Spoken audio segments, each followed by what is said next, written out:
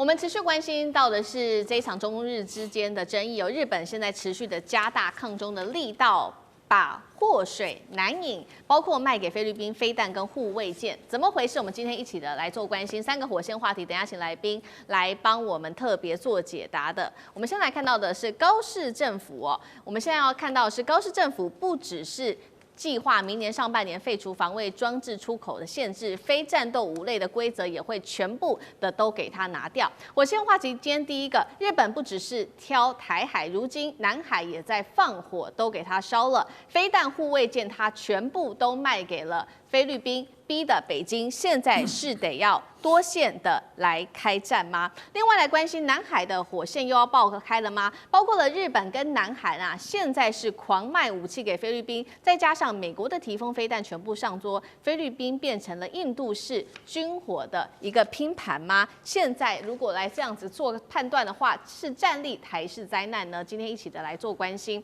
我们先来看到最新消息日本它现在的动作已经不是完全的防卫了，而是在中国针对中国展开多线的开战。来自于最新消息是共同社的报道，最快呢，高市政府计划明年上半年它就会废除这种防卫的装备品了，出口仅现在非战斗类的5类的一个规则，它就会给它完全的给它废除掉。所以呢，它打算出口给菲律宾，一共是达到了3种的武器。今天我们来看到，先是第一个03式的中程防空飞弹，它有什么样的性能呢？可以拦截飞机以及巡弋飞弹，射程大约达到50公里。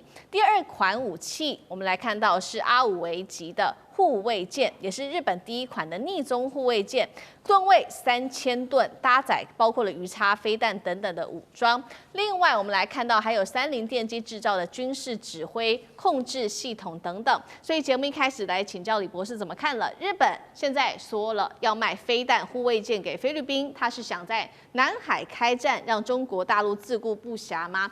问题是大陆在南海这边有没有可能遇上的就是解放军它的05大区双航母，如果一起对上菲律宾、日本的话，他们又能够撑多久？李博士怎么看？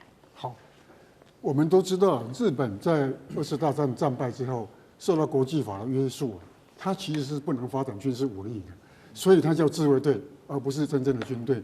那既然它是不能够有正式的这个军队，那么它又可以制造武器，所以我就觉得其实这是一个矛盾。那么站在国际法上来看的话，好像也没有去制裁或者去说日本不可以制造武器来卖。但是我质疑这个动作跟他的军事的自卫队这个就有矛盾的冲突。那么这3样的重要的这个武器来看我比较认为比较值得来提，就是军事指挥社控的这个系统，这就是我们台湾所谓的 C4ISR 勤监侦。这个东西如果整套都能够做得很好，卖给菲律宾的话，当然对他来讲，他的一定程度的制空权、制海权会得到很大的进步。是，但是呢，能不能保证他在南海这个区域，他就能够给北京造成自顾不暇？我认为以菲律宾的军事的能力，特别其实他海上的能力是薄弱的。菲律宾的兵力火力在全世界的这个军事的评估来讲算是后半段的，它并不强。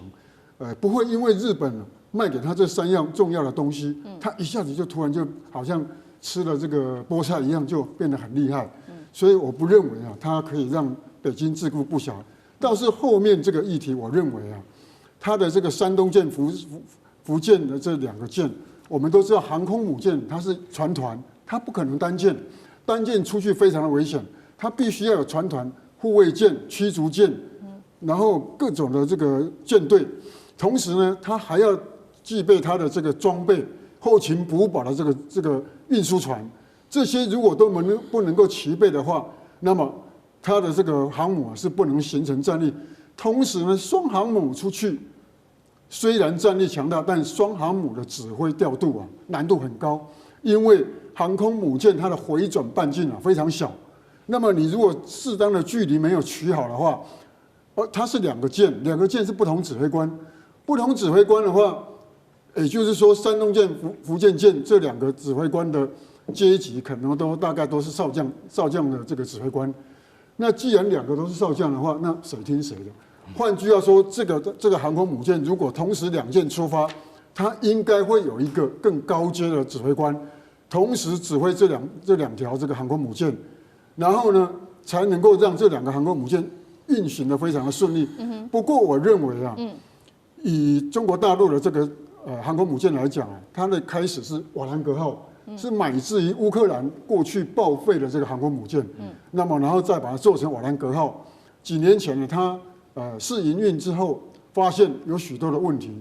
其实啊，我对航空母舰来讲，我认为啊，瓦良格号严格讲应该是属于训练舰而已，还不到作战舰。但是大陆已经把它吹嘘的像作战舰一样。事实上，严格来讲，按照西方的严格来讲，瓦良格号还不是作战舰。山东、福建这个已经运作了，但是我认为还不是很成熟的这一个作战舰，还需要再做调整。那这2个舰如果同时指挥得宜的话，我认为菲律宾啊，即使获得日本这3个护卫舰、防空弹 C4ISR 的支援啊，也不是北京的对手。但是我认为啊，北京现在这么聪明啊，他不会去打一个没有意义的军事战，他必然是要考量国际的这个制裁，考量国际的这个形象，考量他自身的防卫的这个力道。我觉得从这样来看，菲律宾跟北京应该打起来几率不高。好，菲律宾军事上面弱是弱，但是喊的却很大声。我们刚刚看到的是这个日本卖武器说要给菲律宾嘛，那菲律宾就说，其实我们要抗中不只是得到了来自于日本的武器，我们还买了包括有来自于韩国的武器，甚至呢我们还有这个美国的武器哦。那韩国它是购买了什么武器呢？就是韩国的 KF-21猎鹰4.5代的战机。带观众朋友稍微了解一下，看到画面哦，它的一些优势包括它是半逆中的，然后有这个相列雷达。被称为是 F-35的平价版。另外，韩国现代重工也在打造着第2艘的马尔瓦级的飞弹巡防舰，也正式的成军了。3200吨哦，可以反舰、反空、反潜等等。再加上早就已经部署在菲律宾的是来自于美国的提风系统。但是现在有一个问题，虽然很多的国家的武器都使用在菲律宾，但是是不是很像是印度它的万国杂牌，会不会出现这种军备互不相容的一个窘境？委员又怎么看？这当然很有可能啊，所以我们曾经在这个题目里头讨论过嘛，说印度号称是全球兵力排名前几名，可是大家都笑它就是一个万国牌，反正什么牌子都通通买进来了。你不要看别的嘛，你就光看这个印巴之间的冲突，最后是谁占了上风？所以你就可以理解说，整个武器的相关的作战系统、相关的这个射控指挥。那么，如果你是用这种混合式的就杂牌军大家凑在一起，你是不是能够达到应该有的战力跟效果？这恐怕是一个很大的问号哦。但是你光看到日本要卖武器给菲律宾，你就知道为什么日本这么欠修理了。就是说，坦白讲，你今天有这种下场是你自己找回来的哦。就你讲错话也就算了，你还不时的想尽各种办法去联合菲律宾，然后来给北京政府造成麻烦。其实日本的这个盘算，其实当时他是为了要配合美国的势力撤出第1岛链，所以当时美国的军方有一个另外的构想，他说我们用倒三角战略，我们在第1岛链留下日本、南韩跟菲律宾，我们成为一个倒三角，把台湾卡在中间，然后面向中国大陆。这是美国当时军方所提出来的想法，那么日本完全是照单全收，然后加以执行。那么，但是我要讲的就是说，在这个过程当中哦，大家一定要去关注是美国真的立场跟想法是什么。就是我要强调，就是说日本现在究竟是美国交代他做他才做，还是因为他看到美国有这个想法，他就利用了美国这个想法？事实上，他要做到的是他的军国主义重新复活。这才是我认为全世界都应该要高度关注的。就北京政府在高市早苗的失言风波过程当中，他向全世界的诉求，向联合国的诉求，他不是诉求台湾问题，他是诉求军国主义复活。因为现在眼看着日本的所作所为都是不断的扩大他在这个西太平洋地区的影响力了，这对曾经被侵略的国家来说，那这当然心中要有警觉哦。所以我觉得，如果日本持续要再做这种事情下去，那你当然中国大陆绝对不会放过他。那你说菲律宾呢？如果蠢到说自以为买了个日本跟南韩的这个装备就可以跟北京一战，就像刚刚华球哥讲的，那就只能够自取灭亡啊！就对菲律宾来讲，他没有这个实力的啦，更不要讲什么双航母了。北京不用派一艘航母来，这个问题就解决掉了。而且更重要的一点是什么呢？我认为如果北京要修理菲律宾，会用同样的方法，就是南海主权问题。就南海主权问题跟钓鱼台主权问题是一模一样的戏码。我就在主权问题上修理你，我在那里痛击你，全世界所有的国家都没有办法介入这件事啊。好，现在菲律宾可以说是非常的头痛，尤其是小马可仕哦，对外其实被视为菲律宾就是这一场战争当中美国的棋子。那另外一方面，对内菲律宾则是爆发这个天价的贪污案的示威。现在小马可仕可以说是满头包，因为呢这个幽灵防洪的工程贪污案金额啊，竟然是高达了数十亿美元，所以现在民怨拉不住了。他们就是说呢，这些数十名的这些官员、议员、承包商啊，你们是贪污，应该要被抓去关起来。但你现在小马可仕，你还有心情啊？说我要跟日本买武器，我要跟韩国买武器，到底怎么回事？干哥，对我说一句实在话，这些新闻出来以后，我吓一大跳。哎呦，034防空飞弹、5卫级护卫舰，还有 KF-21这些东西看起来都不错的哈。可是我可以告诉你，你会用吗？然后最大的问题是你有钱吗？啊，菲律宾，我坦白跟你讲哈，我们先那个重大的弊案，我们先摆着。他在长达50年，就是半世纪之中，他没有更新过他的海军，因为他没有能力。那更惨的是，他的空军超过50年没有进步，他用的恐怕还是我们当时从台湾清泉岗送给他的 F5战斗机。为什么？因为那个是跟美国交易而来的。你把这个东西给菲律宾，我们会拿新的 F5给你，这样子。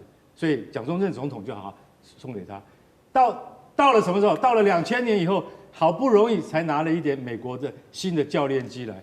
菲律宾现在是没有空军的，你知道吗？所以他跟南韩买了什么？买 FA50，那个也是教练机，那还不叫战斗机，好不好？所以一次你要跳到 KF-21 是什么？是南韩的，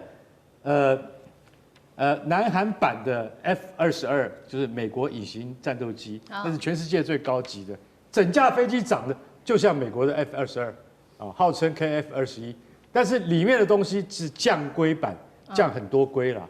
那所以可能可以让菲律宾去尝试的去训练的，说他可以先从这个东西入门。可是我可以告诉各位，这也不可能。为什么？隐形战机对菲律宾而言，连空军都没有的国家，他怎么样去操作隐形战机呢？海军更是，5卫级护卫舰是日本有名的逆中护卫舰。坦白讲一句，海军人员的素质训练没有10年20年，你没有办法成功的。所以我觉得他这次大买这么多东西哈，大概日本那个03防空飞弹的入门比较快一点。那我们再回头来看看菲律宾的贪腐问题。上次我们讲过，300名国会议员里面有60个国会议员牵涉到防洪工程的贪腐案。台风3次来了以后，那3次名字我真的不记得。第一次就知道那个台风那个一来，那个防洪工程挡不住的，到第3次全部都垮了。你知道那个议员在议会里面怎么？他们调查报告的结果怎么样？你知道？他告诉那个厂商说，没有回扣，没有标案，你到底给不给？就是说这些议员在私底下去跟厂商要回扣的时候，那个恶行恶状，那个呲牙咧嘴。所以小马可仕我实在很不清楚，数十亿美元的回扣，可以拿来增强你的军备多少次？范围也有可以多大？所以你跟我讲，你现在你要加强军备以应付南海问题，我看起来根本就是缘木求鱼，因为你自己国内的贪腐事件，还有你跟你自己马可仕家族里面的问题，到现在还没有解决，所以你还想要在南海上面用地缘政治来跟中国对抗吗？我觉得根本就是非常滑稽的一件事情。好，谢谢干哥。那我们休息一下，马上回来。地缘政治、美中之争、战略价值、强权崛起、小国生存，现在与未来洞悉事件走向，掌握世界脉动，全球观点尽在环球大战线。